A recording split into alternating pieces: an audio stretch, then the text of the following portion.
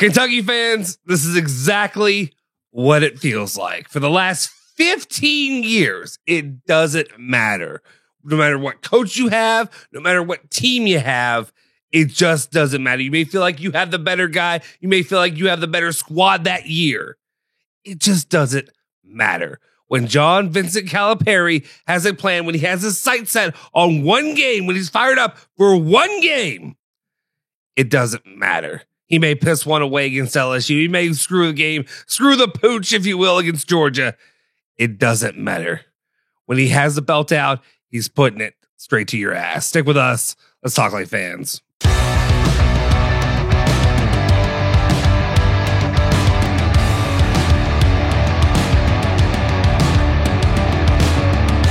What's cooking? Welcome back in, and now we can talk like fans. My name is Justin Sofer, welcoming you again once more to talk all things Cards, Cats, not Hoosiers, but we're going to talk about the Cardinals and the Cats. Of course, today we're focused a little bit more on the Kentucky Wildcats. I understand. I know, Justin, there's plenty you can talk about the Cards right now. Why aren't you doing a U of L video? Well, I'm in pain. I'm struggling right now. I'm having difficulty with everything that's going on after that loss against Georgia Tech, but that's not the big focus. And regardless of what talking heads like Seth Greenberg, Jay Williams, whoever it is may say, the story of the day yesterday, while there were a ton of stories when it came to college basketball and the fallout and all the drama that happened, Louisville losing, Houston losing the way that they did, all those different games, Kansas losing, everybody losing. The one game, regardless of what people want to tell you this week going into it, and the one thing that didn't matter was the Duke North Carolina game, but the one game that everybody had their eyes set on in prime time at the end of the day was John Vincent Calipari's return to the University of Kentucky in the confines of no longer friendly confines of Rupp Arena. And my God, did it amount to everything I think people could have hoped for. And I understand, maybe not what you could have hoped for if you're BBN. And I'm sorry, BBN. Got you a pour, take it, sit down. We're going to enjoy this one together. And you may need to enjoy a little bit of some bourbon or something to get you through the day after what happened against John Calipari. But this is where I come to tell you, as a Louisville fan, this is what it is. It's the expectation going into it. While it was easy to probably get a little bit of high and mighty and expectations going into this game of expecting Kentucky to go out there and dominate this Arkansas team for that all intents and purposes has looked weak, has middled for most of the season. They are 1-6 in the SEC, disappointing for the first year of John Calipari down in Fayetteville, Arkansas, especially given some of the talent that he was able to bring from Kentucky, talent that was going to come into Kentucky, as well as getting stars like John L. Davis, who finally played like John L. Davis last night. While you may have felt good about Kentucky going into this game, there's one factor that is being missed out that I think a lot of Kentucky fans were unaware of because they've really never been on the ass end. They've always been the belt, but not the ass when it comes to the game that he cares about the most, where he is fired up for. Because obviously,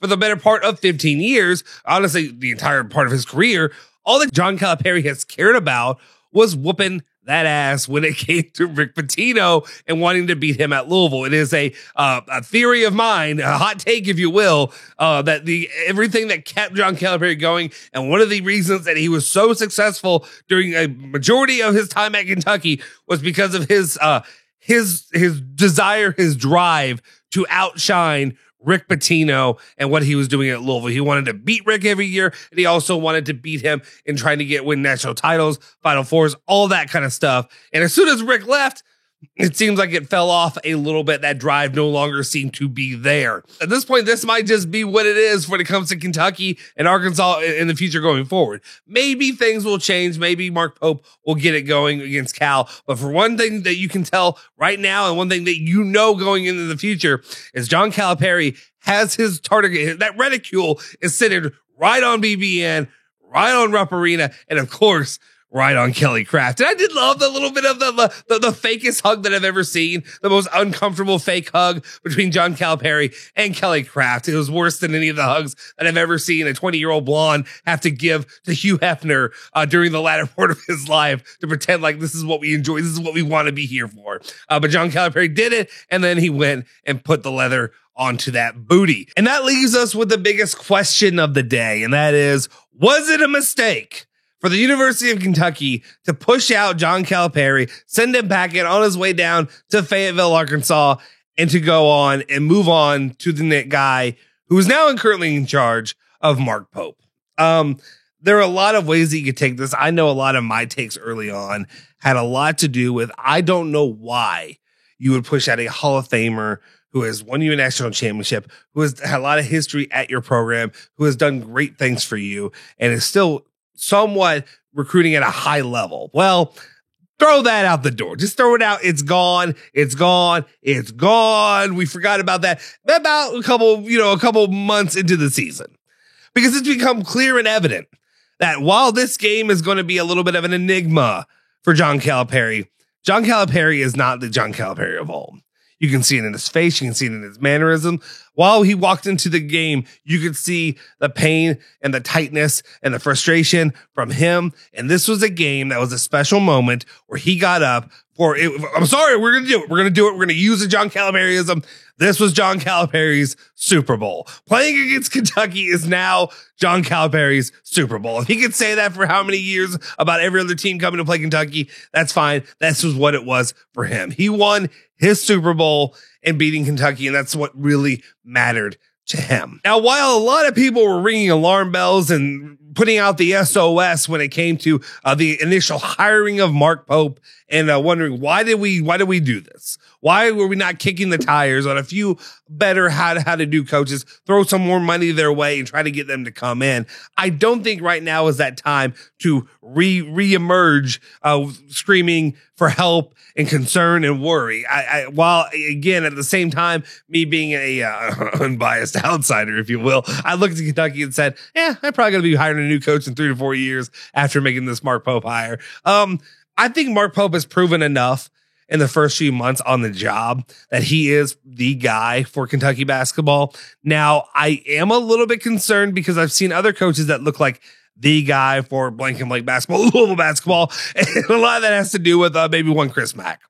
If there's one thing I remember, Chris Mack started out hot. He started out hot early in the season, and sometimes during the end of the season, you start to flounder out a little bit. And that's a take that I have a little bit, maybe about worried about a little bit of Pat Kelsey, but we'll save that one because I don't want Louisville fans coming at me just yet. I'm going to let him finish out the season. But at the same time, we've yet to see Mark Pope be a guy who has succeeded when it comes to the tournament. I understand you're playing at BYU with a bunch of guys who look like him or me, more him than me, but at the same time, you know what I'm saying.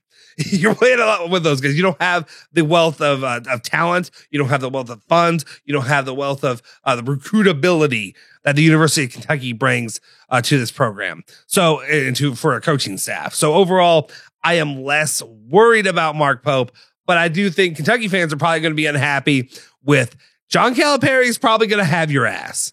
That's what's going to be. It's going to be John Calipari with the leather belt and you in the bathroom probably having to wipe that booty down afterward, putting a little Neosporin to make it feel better. Because John Calipari has his sights set on you, and as long as he does that, he is probably only going to worry about that game. God forbid, who cares what happens the rest of the season? If he wins that game, John Calipari will be more than happy. I still think Mark Pope has a lot that he can do in the rest of the season. I think right now there's a lot of opportunities given the SEC, but also one thing that I kind of wonder, and I do worry a little bit, is this going to see somewhat of a downward spiral for him and this coaching staff? But once again, how many times have we been able to see them follow up either a disappointing loss with a big win immediately after? And that's probably what you're going to have in this season. So we'll see what happens. Let me know. Are you concerned? Are you worried? Are you not entertained? Are you not enjoying this? Are you really that fraught in despair and upset because you lost to John Calipari on his initial return?